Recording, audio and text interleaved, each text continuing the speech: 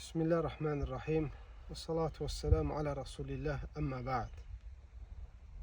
Bura Balakan rayonunun qəbir sandıqlarından biridir.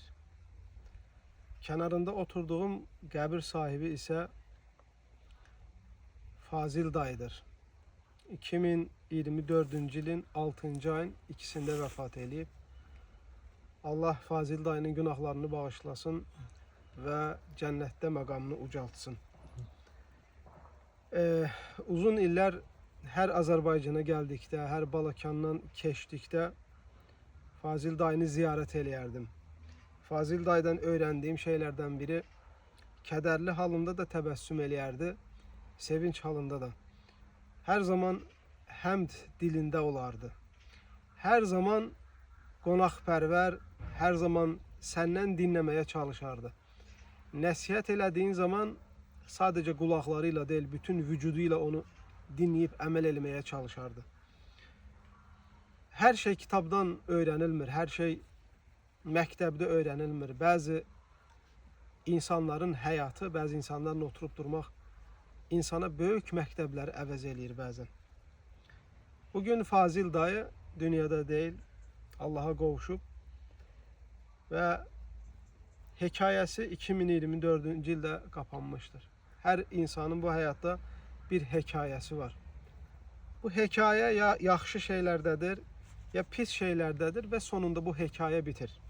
O da insanın ölümüyle.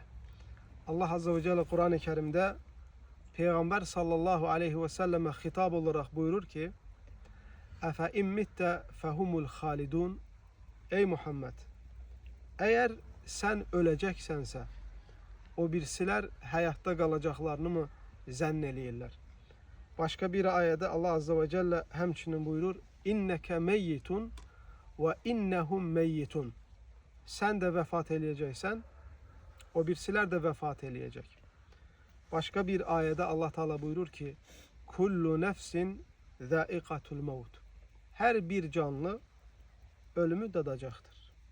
Mən, sen, dostlarımız bir neçə il sonra belki de bir neçə gün sonra bizim de hikayemiz kapanacak ve biz de bu hayatta olmayacağız. Biz de Allah'ın huzurunda olacağız. Kimse için bu dünya kalıcı değil. İstersen saraylar sahibi ol, istersen dünyanın en möhtəşəm vəzifəsinin sahibi ol, istersen en güzel insan sen ol.